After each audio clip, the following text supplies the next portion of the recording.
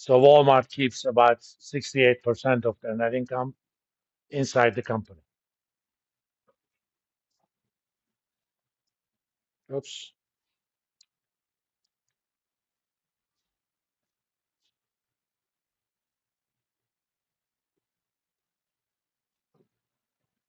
I'm going to go ahead and do this here. Come on, work with me.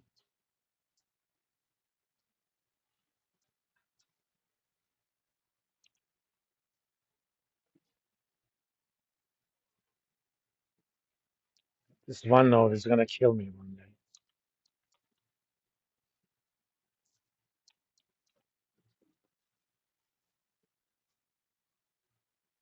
Now you know why I like doing things in Excel better.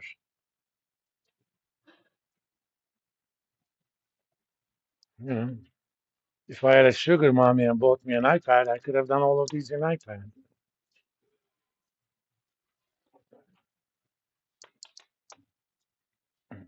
All right. So let's do it. 0.0756 times 0.677.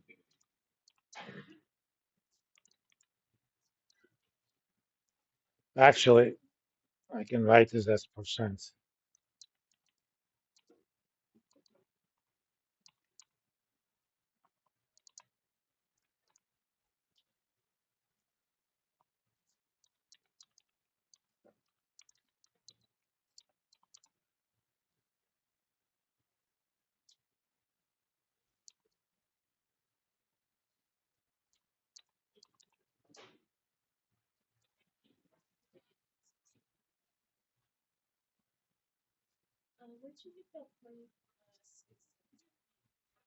Oh, this should be 677.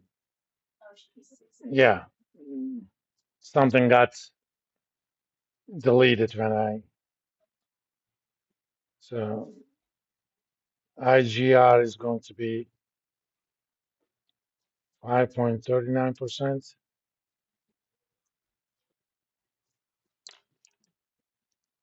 That's why I always have a backup of these things. Hmm? Internal growth rate, yeah. And let's make the same calculation for Costco.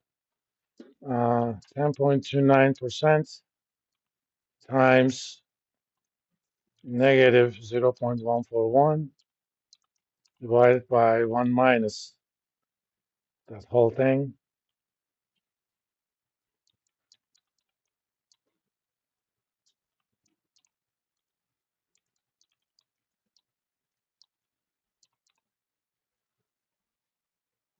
And surprise, surprise, it's actually negative.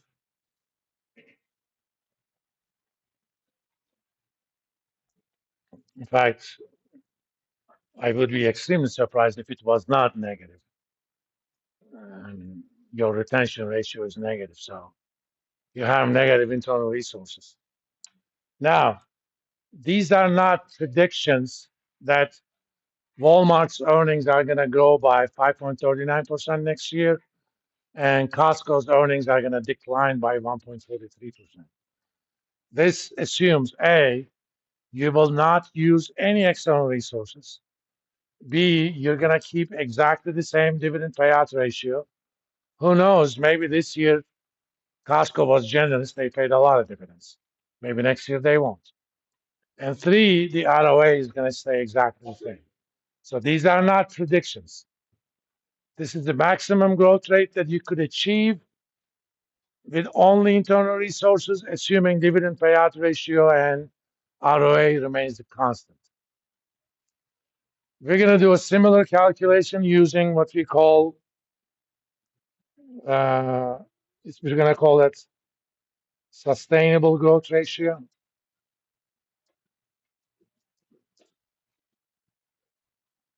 or SGR. That's equal to ROE times retention ratio divided by 1 minus ROE times retention. Now, the assumptions under sustainable growth. A, ROE and retention ratio are going to stay the same. And B, you can use external resources, but you will not issue any new equity. But you can borrow as much as you want as long as you keep that equity ratio the same. So let's say that equity ratio is 2, okay? And you generated $2 billion worth of internal resources by keeping the money. You can borrow 4 billion. That's because if you borrow 4 billion, your debt equity ratio is going to remain at 2. Because you're adding $2 billion to your equity by keeping the money. And if you want your debt equity ratio to remain the same, you can borrow another 4. That doesn't mean you should. So if you're calculating the maximum growth you can have, provided you keep that equity ratio the same and you do not issue any new equity securities. And of course, ROE and payout ratios remain the same. Again, these are not predictions of growth. It's basically what you can do by keeping your leverage same and using internal resources. It's basically companies, in a sense, organic growth rate. Okay? If you want to grow more than that, you can borrow more, or you make your operations better so that your ROE goes up, or don't pay as much, your retention ratio goes up. But organically, the company can grow that amount. Doesn't mean it's going to grow that amount, but it has the potential to do so. It can sustain that growth using internal resources only, internal and external resources, but you keep the debt equity ratio the same. You do not make the firm more financially fragile. In fact, on Thursday, I'm going to make a comparison between Southwest Airlines and Delta. Delta is a lot more leveraged compared to Southwest, and that's why they would have gone bankrupt had it not been for the U.S. Treasury during the COVID lockdowns. Southwest would not have, because they're much less leveraged. So in this case, we know our ROEs from upstairs. Let me just show those, and I'll send you guys home. Where art thou? 2259 and 3088.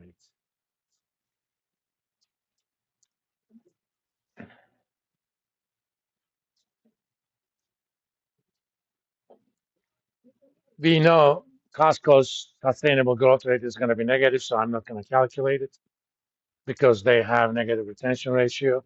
That guarantees it's going to be negative. Uh, so SGR is going to be,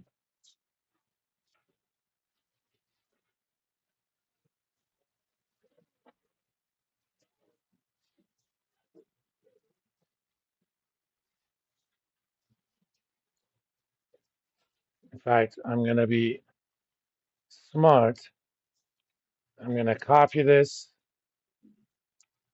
paste it, oops, paste it here, and change these numbers only. You know what we call that in this class, right? Being civilized.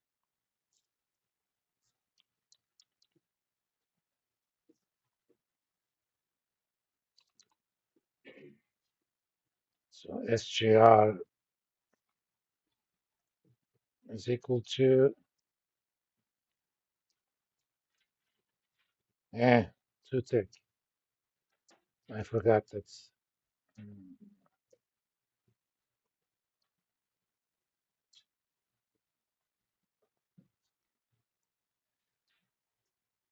Again, that is not a prediction that Walmart earnings are going to grow 18% next year, but they can sustain that kind of growth if they keep their leverage the same and payout ratio exactly the same.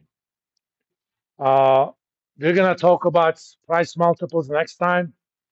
A price multiple is a financial ratio where you have either the market price of the stock for the firm, or some measure of market value in the numerator. In the denominator, you have some other measure, typically something like earnings. Based on that, we can make statements like, oh, NVIDIA is a lot more expensive than Google, or vice versa. But there are all sorts of drawbacks to using raw numbers like that. For example, I'm going to introduce you to something called price adjusted PE ratio. Then you can take the growth projections about the firm and adjust the PE ratio. For example, if you looked at Microsoft versus NVIDIA, NVIDIA's PE ratio is much higher than Microsoft. If you don't know anything, you're going to think NVIDIA is too expensive. No, it is not. When you factor in the growth, it turns out NVIDIA is actually much cheaper than Microsoft. And I'll show you guys how to do it. You're not going to be responsible for that, but for some of you, this is the last time you're going to have me. So you might as well at least learn that stuff when you're making comparisons of stocks. Don't ever compare stocks based on PE alone and make trades. I mean, you can, but I'll make a lot of money off of you guys if you do. All right? I'll see you guys Thursday.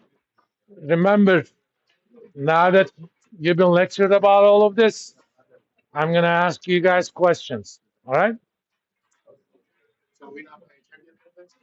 Not this week, no. Next week we will. Because I wanted to spend time, especially on multiples. So I wanted to eliminate that. Sometime this afternoon. Same. Yeah. Let me save this before I forget. Otherwise, the video is not going to be uploaded.